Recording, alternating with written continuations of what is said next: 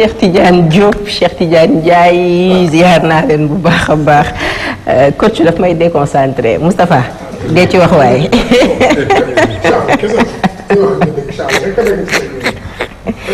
d'accord non Charles ak Cheikh Tidiane Diop ak Cheikh Tidiane Ndiaye ñoo nekk côté technique ziar naa leen bu baax a baax.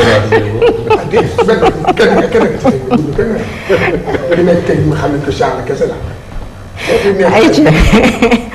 ñu daal di dem ci suñu actualité bu njëkk nga ne vote de la loi sur le 19 avril de tous les dangers. alors xam nga parrainage waxtaane ko fi ñu ne léegi ku bëgg a bokk élection présidentielle parrainage il faut ñu fàttali que ni daana am mais dañ daan wax ki ko soxla mooy ki nga xam ne amul parti politique. pourquoi parce que dans l'esprit de la loi parti politique. jox nañ ko légalité jox nañ ko gëdd boo xam ne pour mu bokk ci élection. jaratul muy wuti ay signature parce que parti politique déjà signature la. ñu ne woon nañ ko jagleel ñi nga xam ne ay indépendant lañ. ñu doon laaj su ma juumul 10 000 signatures. Youssou Ndour defoon na ko fi ba ñu rëkkale ko. am ñeneen ak ñeneen ñu bokkoon élection ay signatures yooyu la ñu wuti woon. léegi àddunay dox ba léegi ñu ne parrainage. ñëpp comme ni ko premier ministre waxee parrainage pour tous. ñu ne lu tax ñu ne dañoo bañ candidat yi bari. ndaxte élection législative yi ñu génn liste yi dafa bari woon bopp defe naa ñu ngi woon ay 47 listes yu kenn xamul. et d'ailleurs mu may yóbbu ci benn texte bu am solo boo xam ne suñu mag Mame Less Camara moo ko bind fan yi ci wàllu parrainage boobule muy fàttali un peu que élection législative yi parrainage pour parrainage bari na ci. dañ ne woon nguur gi ñoo ko parrainé moo taxoon liste yooyu am. donc suñu dindi woon liste yi ñu parrainé woon ñoom xëy na du ñu àgg foofu mais quoi qu'il en soit loi bi dina dem na projet de loi boog dem na assemblée nationale. danañ convoqué jaar procédure convoqué la commission des lois après conférence des présidents et cetera. mais li am solo mooy la plénière bi nga xam ne wax nañ ne ñu ngi ko jàpp le 19 avril daje ak jeudi le matin 9h. d'accord alors li ci xew moo di ne dafay fàttali un peu le 23 juin 2011 lu tax ma wax ko mooy acteurs yi nga xam ne ñoom ñoo daje woon. opposé wu ci ñu changer. Constitution bi à l'époque def fi li ñu tuddee ticket présidentiel ñu ne Ablaye Wade doom la bëggoon teg. dindi woon le quart bloquant après ñu ñëw ne ku am 25% war nga mën a jàll ak affaire acteurs yi daje woon. tey dafa mel ne ñoom ñoo dajawaat ne dañuy xeex parrainage soo jëlee par exemple dafa mel ne rek kuy jouer damier jël pion yi génn fii soo jëlee ñi nga xam ne ñoo fi nekkoon ci opposition à l'époque tey ñu ne ci pouvoir bi ñu nekkoon ci pouvoir bi tey dem ci opposition bi finalement tu retrouves les mêmes mooy pouvoir bu njëkk ba ak ñekk opposition tey ñi nga xam ne ñoo nekkoon di xeex ànd ak opposition bu njëkk ba ñoo jàkkaarloo tey ak pouvoir bi nga xam ne ñoom la doon xeexandool te il faut me citer ci le mouvement Y'en a marre nga xam ne jóg nañ ak yeneen organisation de la société civile yu jóg ne danañ opposé wu ci parrainage boobu mais li am solo moo di ne buy déglu waxtaan yi Sénégal yu bari dañ naan parrainage loolu la nguur gi wax ne moom la ci jublu assainir fexe ba candidature yi bañ a bari loolu lañ ci jublu ñu ne bu fekkee loolu la lu tax mënuñu toog waxtaane ko ak opposition ban juboo ci parce que kuy def lu baax mais mieux vaut nga juboo ci ak nit ñi mais parrainage li am solo mooy li ma gëm moo di ne ki nga xam ne mooy le président Macky Sall def na élection législative 2017 juillet résultat yi lu mu joxe mooy 51% des Sénégalais ànduñu ak moom loolu moom je crois que mënuñu ko dindi loolu résultat yi joxe yokk ci am na ñu baree bari ñu inscrire ci liste yi voté wuñu woon te soo deful ndànk mën nga jàpp ne duñu ay électeurs président Macky Sall dina ci bokk forcément élèves yi nga xam ne depuis je ne sais pas combien de semaines jàngiwuñu dina ci ñëwaat léegi ñooñu ñu ngi ci fichier électoral bi alors boo jëlee ñooñu yokk ci ñi nga xam ne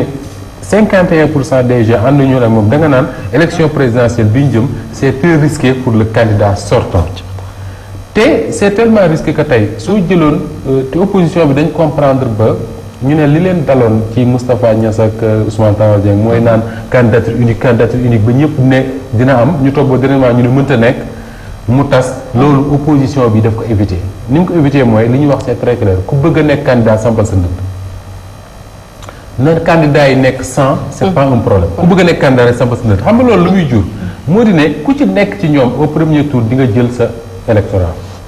bu kii amee 0,5 kii am 1% kii am 2% kii am 10 kii am 3 ku ci nekk di nga am mais am yu ndaw yooyu Fabel boo ko calculer soo deful ndànk dina nekk 50 et quelques pour cent te bu nekkee 50 et quelques pour cent rek mooy jëm nañ deuxième tour ñu bari jàpp nañ ne loolu moo tax Macky imposer le parrainage pour éviter le vote éclaté la candidature yu bari mais lu ci mën ci am moo di ne parrainage opposé na Sénégalais yu bari ñu ci bari nee nañ jot na ñi nga xam ne bu réew mi tàkkee ci ñoom la ñu yaakaar ñu wax ci balay tàkk parce que ñu bari yaakaar na ni parrainage yi mën na jur jëya Maître El Hadji wax na ko Issa Sall wax na ko Sonko wax na ko te bi ci gën a doy waar moo di ne au sein même de la mouvance présidentielle ñi nga xam ne dañu jàpp ne ñoom ay alliés wu Macky Sall la commencé nañ di génne am yi te voix bi ci gën a porté par exemple bokk na ci voix wu professeur Abdoulaye Bathily ñu ne parrainage ni ñu ko defee ni d'accord ci et d'ailleurs loolu moo tax le porte-parole de la LD def benn interview ne Abdoulaye Bathily dafa mas a nangu parrainage mais parrainage bi Abdoulaye Bathily doon nangu jotewul dara ak parrainage yu ñuy wax parce que parrainage bi Abdoulaye Bathily doon nangu mooy ba ñu ne kuy candidat indépendant da ngay indi ay signature loolu lañ tuddee parrainage boobu moo mas a nekk ci loi bi professeur Bathily mosu ko bañ parce que moom daana nekk candidat ak parti muy LDMPT tey mu tudd LD donc soo nee dafa mës a d'accord parrainage il faut nga wax ban parrainage la d'accord woon sinon da ngay indi jeex jaar mais ça c'est une parenthèse beneen bi mooy le député Diop Sy Demba Diop Sy bi nga xam ne moom wax na ne allié wu Macky Sall la d'accord na ci ni muy doxale mais parrainage d'accord ci te dina ci opposé wu wax na démb ne wax naa ko ci biir néeg dégluwuñ ma ko wax naa ko ci ëtt dégluwuñ ma danaa ko wax nag ci mbedd bi ñëpp dégg ne d'accord wuñ ba bu ci dara xewee ñu xam ne d'accord ma ci alors lan mooy solution bi am na ñoo xam ne dañ ciy dox tànk jàmm Alioune Tine ancien président de la RADDHO nee nañ dox na ci mais lim ci dox gis président Macky Sall ñoo gis opposition bi li ñu wax c'est très clair ñoom benn solution mooy retirer texte bi même bu ñu dee par exemple ñu wax ko ci benn élection mais bii ñu jëm du ñu changer les règles du jeu à quelques mois de la présidentielle donc muy enjeu bu doy waar maintenant est-ce que 23 juin mën na répété wu le 19 avril est-ce que mën na nekk est-ce que alors dafa am yoo xam ne xëy na mën nañ wax ne li ñi doon marche ñi doon manifester le 23 juin ñi ngi fi ñu ëpp ci ñoom en tout cas même bu fekkee ne ñenn ñi dem nañ ànd ak le pouvoir ñi nga xam ne ñoo nekkoon les fers de lance de manifestation yooyu le mouvement Y'en a marre ci la bokkoon mi ngi fi ba léegi de la société civile yu bari yoo xam ne ñi ngi ci l'opposition mu néew doole ma am doole mi ngi existe ba léegi mais li nga xam ne moo taxoon manifestation bu 23 juin yi am dañ koy fàtte di lu bari mu ne à l'époque le président de la République Abdoulaye Wade il avait joué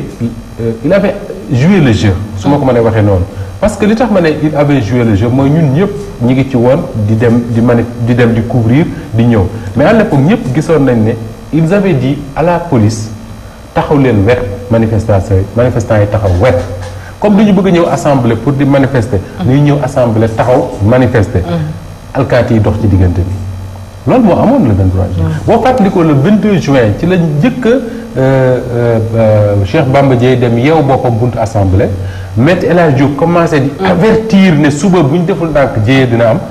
su fa fàtte ko sax Barthélémy Diaz mi nekk kaso à l'époque pick-up su la indi fële ca assemblée ak ay birigam ne day xeex si mais quoi qu'il en soit la police avait su gérer ça d'ailleurs Farba Senghor ci boppam ñëw na foog ba ca biir assemblée ba nit ñi di ko xëpp suuf ak yooyu am na ñu bari sax ñu ne violence yi fa am foofu en tout cas ça montrait que le pouvoir malgré la pression et tout joué woon nañ le jeu mais li tax bii nii nar a wuute moo di ne boo xoolee le président Macky Sall def mu nekk pouvoir nan la mbir yi doxee da nga daan gis du temps de Wade def na fi su ma juumul 19 mars 2000 manifestation aussi de la ban la woon 19 mars 2000 je ne sais quoi bi ñu defee la manifestation de Sidy Lamine la place de l'indépendance mais ci ngoon gi Wade organisé na manifestation boulevard de la République opposition manifesté fii ci non pas Obélisque fii ci Jet d'eau fa lañ defoon manifestation bi te ñëpp nekk ci jàmm mais pouvoir bii maa la wax loolu man moo di ne duñu dul may sax ku taxaw buntu assemblée te pourtant te man ma jàpp ne loolu recul démocratique la parce que tey bu fekkee dañu nekk ci réewu démocratie ñu ne démocratie bu majeure la mën nañ ne d'accord leen ci parrainage ñëw leen buntu assemblée ngeen taxaw ngeen manifester mais on va assurer la sécurité de l'Assemblée et des députés pour ñu voter ni ñu war a voter parce que su fekkoon ne à l'époque la police n'avait pas joué le jeu Niass du accès assemblée gàddu xeeram bu rëy Macky Sall du ànd ak Marième Faye Sall ñëw bu buntu assemblée manifester ak Cheikh Tidiane Gadio Ousmane Tanor Dieng ñeneen ak ñeneen Ablaye Wade bu ko neexoon à l'époque mu jël alkaati yi ñu wër Ndakaaru ne kenn du ak si plateau li am léegi mooy manifestation na boo deful ndànk jeudi loolu mooy xew c'est-à-dire que plateau nit du fa dox te loolu nag buñ ci àggee dans une démocratie ça pose problème tey boo gisee fan yi naa ci ñëwaat léegi ci enseignants yi li tubaab tuddee montée d'adrénaline moom mooy am ci réew mooy violence bi commencé di installé wu ndànk-ndànk alkaati yi gis nga niñ def ak enseignants yi démb bi timis di jot la ñu sànni ay grenades lacrymogènes ci mairie bi Barthélémy Dias jiite Macky Sall ci ngoon gi muy dem Yoff xale yi taal ay pneu manifester seen mécontentement ndax benn mur buñ bëgg a tabax foofu bu wala boobu bu ñu fa tabax mu leen di séparer ak géej gi donc dans un contexte comme ça l'État doit appeler à la sérénité et au calme et non se dire que ni comme ni ko Macky Sall doon waxee en 2011 on a le fric on a les flics on va les manifestants et c'est ça qui n'est pas bien parce que maa ngi koy fàttali démb ci l'édition du soir Macky Sall moo ko waxoon à l'époque que ni malgré la puissance du fric et des flics bi nga xam ne le pouvoir de Wade moo ko yoroon mënaluñ dara moom moo ko tuddee noonu la magie du clic bi Macky Sall doon wax mooy Sénégalais bu nekk am nga sa téléphone portable am sa connexion da ngay connecté wu rek yónnee message ku la neex parce que li réussir woon message yu manifestation 2011 yi c'est parce que également les gens utiliser woon nañ les réseaux sociaux pour mën di regrouper wu di manifester ni mu amee woon Tunisie ni mu amee woon Égypte ni mu amee woon Libye ci réew yu bari à travers le printemps arabe am na études yu bari yu ci def ci réseaux sociaux yi joué et à l'époque le président Macky Sall l'avait tellement bien compris que moom moo doon wax moom ne malgré la puissance des flics et du fric la magie du clic va triompher. Sans transition dañuy dem ci suñu ñaareelu actualité nga ne crise scolaire le Rubicon franchi à Ziguinchor. waaw parce que li am Ziguinchor démb. mañ ko dafa ëpp. parce que dañ li ñu miinoon mooy étudiants yi di manifester jàkkaarloog alkaati yi dóoranteeg ñoom ay xeer. parce que li tax loolu mooy étudiants yi ku leen xam ne lu ñu dee manifester ñoom nekkuñu di marche ak i pancarte. dañuy wane bañ xam ne wane nañ seen mer. wala boog les politiques di manifestation bu ñu interdire yooyu mais enseignant yu ñu def noonu yu alkaati yi def noonu man boog miinuma ko ci Sénégal te li ko jur mënoo ci génne loxowu pouvoir bi à travers le préfet de Ziguinchor lu tax ma wax ko mooy enseignant yi dañu marché Dakar autorisé ñu marche normal ñu ñibbi seen kër ñu marche Mbour autorisé marche normal ñibbi seen kër ñu marche Ndar autorisé ñu marche normal ñibbi seen kër Kaolack la même chose Thiès la même chose ñu ne léegi Ziguinchor préfet bi moo njëkk ne autorisé na marche bi xam nga li tax mu compliqué mooy ñi war a marche enseignants yi du Ziguinchor rek la ñu nekk ñenn ñi Ndakaaru lañ jóge Thiès Mbour fu ne lañuy jóge ñoom pour dem marche ak seen ay camarades yi nekk Ziguinchor ñooñu soo leen waxee autorisé naa sa marche ñu def li ñu war a def yépp ci ay frais de déplacement yépp ba ñoom ñëpp ñu daje Ziguinchor nga bàyyi ba 22 heures nga ne leen léegi autorisé tuma yaa ngay jur indi coow lu tax autorisé too mu ne parce que alkaati yi bariwul benn ñu dem ba booru 2 heures du matin je crois man ci laa jot le premier message de notre correspondant bi nekk foofu Ibrahima Khalil Dieng ma koy nuyu au passage boor 2 heures 3 heures du matin mu ne enseignants yi nee nañ mënuñu bañ a marche parce que camarades yëpp ñoo lañ koy waxee ñoom ñëw nañ daje nañ Ziguinchor nooy leen def da ngay xëy suba ne nañ ñëpp ñibbi ñu xëy suba ne nañ daje lycée Djignabo comme ñëpp ñëw nañ ñu waxtaan ñëpp ñëwee ñuy waxtaan ñu ne préfet nee na léegi mën nañ manifester muy deuxième autorisation après une première suivie d'une interdiction ñu ne grave kon nañ génn manifester ñu génn manifester ñu ne non la manifestation est interdite lu tax xaw ma nag ba xam interdiction bi ça vient du préfet wala interprétation bi moo indi juyoo mais en tout cas péripéties yi laa lay raconter ñu ne léegi manifestation interdite encore comme dit Cheikh enseignants yi nag du ci dal parce que nag état lañ nekk wala ñu nekk leneen man ma ne quelle est la particularité de Ziguinchor ba li ñu def Kaolack mënuñu ko fa quelle est la particularité de Ziguinchor ba li ñu def Ndar mënuñu ko fa quelle est la particularité de Ziguinchor ba li ñu def Mbour mënuñu ko fa encadrer marche enseignants yi jafewul parce que ñoom tojuñu sànniwuñu xeer c'est des responsables mais préfet ne non amul alkaati yu doy te le même préfet moo jël alkaati yi ñu dem marché manifestation bi te réprimer manifestation moo gën a jafe fuuf encadré ko mu jur image yu Charles di wane mooy enseignants yi jàkkaarloo ak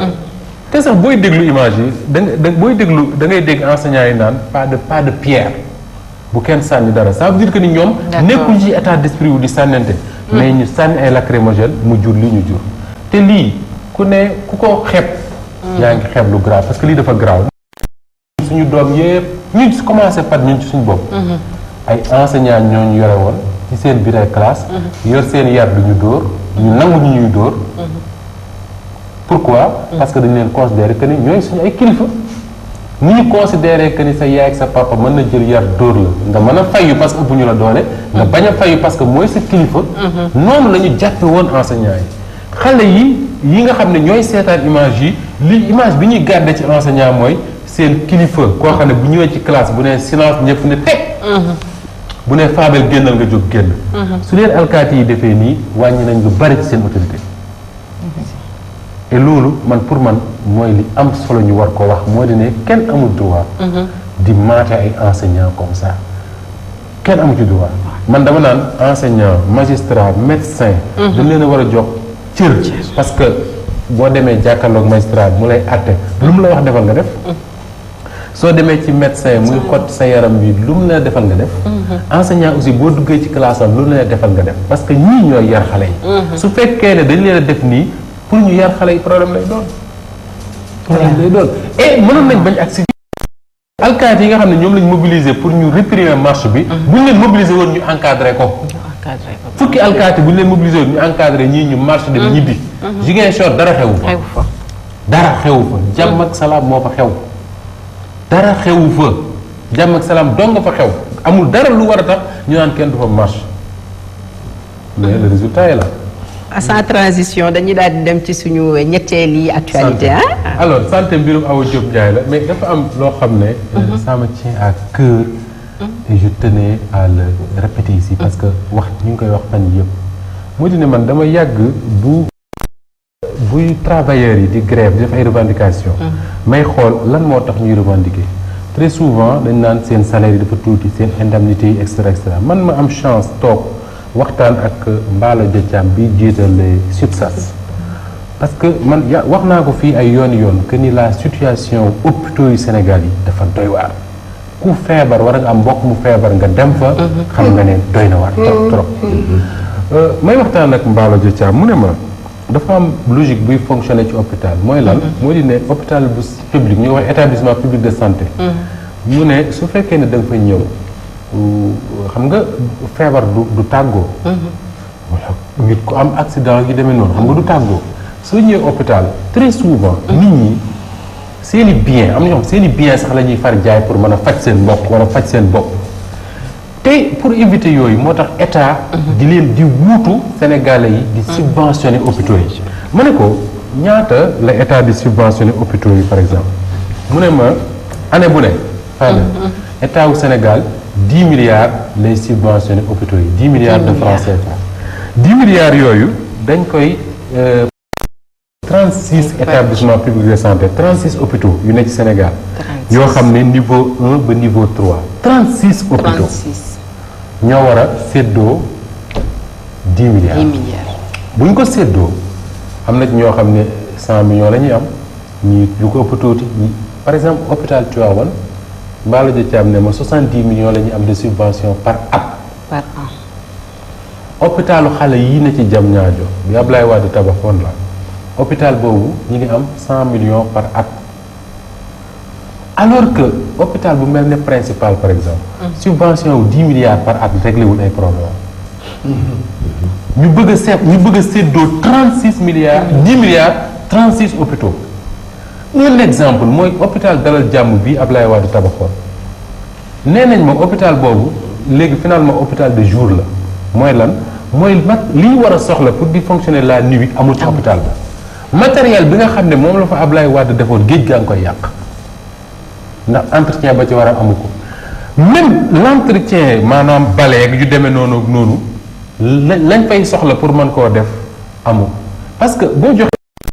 woon par exemple 70 millions par at mu diviser ko ci 12 mois mais mu matul 10 millions par mois mais boo ci jëndee détergent mu jeex consommable rek comme di awa nga war a fay salaire yu ñenn ñi war a entretenir ambulance bi di jënd carburant di def leneen ak leneen mais finalement suñu hôpitaux yi mouroir la ku fa dem dee pendant ce temps-là ñiy créer ay institutions di leen jox ay budget wu 6 milliards di yokk gouvernement li président yor ci conseil kenn xamul nu mu toll député yi léegi ñu ngi ci 100 xaw ma ñaata kenn xamul nu mu toll di leen jëndali oto alors que jigéen ñi buñ dee am doom ci réew mi bu ku ci demul daal ñàkk sa bakkan ndax ambulance bu leen war a transporter nekku ca ñuy jox ay salaire ay jabaru ambassadeur mais jusqu'à quand le personnel politique au Sénégal jusqu'à quand xam nga la ñuy continuer di dund ci Sénégalais yi mais ça dama ne programme yi fi candidats yi di présenter yépp muy bii fi nekk ak gi nar a ñëw luñ ci ma def te programme te réglé wuñu ces questions là ces inégalités réglé wuñu dara inégalité sociale mooy lan mooy tey jii ku falu say mbokk falu soo feebaree jël say mbokk yóbbu France wala États-Unis wala feneen faji alors que l'écrasante majorité des Sénégalais bu ñu bëggee fajo ci hôpitaux publics la ñuy dem hôpitaux publics amatuñu dara te li ci gën a graaw mooy la couverture maladie universelle bi nga xam ne moom le président Macky Sall créé pour ne léegi ngir faj xale yi te duñu fay dara mais couverture maladie universelle boobu tax na hôpitaux yëpp nërmeelu parce que 16 mois ngi nii ñu abal leen ay bor yu ñu leen fayul hôpitaux yi dañoo dem ba wax seen biir ne léegi ku fi indee ci nit ci couverture maladie universelle duñ ko jël ñu ne leen sañu leen ko ñu ne sañu ñoo bañ a jël mais bu ñuy jël di jël ba amatul luñ faje amatul luñ joxee garab xanaa ñu toog mais loolu réew mi du ko réglé nag mais loolu mooy urgence réew mi parce que force nga feebar maa nga am mbokk mu feebar hôpital ñëpp a fay dem boo demee ci hôpitaux yi y'a rien am nañu hôpitaux yoo xam ne Tamba ñi lakkoon ca Dakar ba mais bañ leen yóbboo Tamba seeni mbokk dañoo mujj daw di wuti ay ventilo yu leen uppee dañoo am problème am ko mais réew mu mel noonu nga ne mi ngi émerger fan lañ émerger jëm bala ñu émerger alors ça man je tenais vraiment à le dire pour que Sénégalais yi xam ne bu ñuy mobiliser wu question yooyu moo jar mobiliser wu parce que ku dem ci hôpitaux yi waaru ci yàlla waaru ci yàlla te quand on me dit que l'État ne donne que 10 milliards Cheikh yéen ñaata lañ leen subventionné seen football bi jox leen waaw dépassé na loolu voilà alors que ñu war a faj nit ñi di ñu séddoo ko ci 36 hôpitaux doy na waar Moustapha wax nga ko sa metti da ngay gis nguur gu fi ngay njëkk a def moom mooy changer ñi fi nekkoon ñëpp gis nañ ko sekk buñ di daf ko arrangé wu ko ci loolu dafa doy waar ban seen yéeme loo xam ne daal vraiment santé surtout suñu gouvernants yi war nañ ci taxaw di ci gestu di ci gestu parce que dafa doy waar daal. ñu gàddu woon benn caméra benn guddi rek benn guddi. mooy dem ci hôpitaux yi. dem ci hôpitaux yi jour boobu soo ñibbisee yaakaar naa ne danga naan bàyyi naa. da ngay toog. parce que li xew ci biir hôpitaux yi nit mënu ba léegi malade da nga koy indi léegi ci urgence te dañ doon wax ne loolu jeex na fi. dem réhabilitation kese la yem. man moom Mballo Dieng càpp yi benn scène boo xam ne kenn nettali ma ko maa gii laa dem. ambulance ñëw gaare am soxna bu gaare yàgg lool mënul wàcc. ma laaj xam journaliste laa ne foofu ma laaj affaire bi yàgg nii ñu ne ma chariot bi ko war a ñëw jël ñu teg ko yóbbu ko ci sa moo fi amul. hôpitalu Grand Yoff bii nekk boo moytul boo fa demee feebar nga fay jëlee parce que xeet doy na waar. Moustapha faju jëlee fa feebar. pendant ce temps nag ñuy tabax ay salle pour ab bu ñu tuddee ab nañ taxaw ci hôpitaux yi waay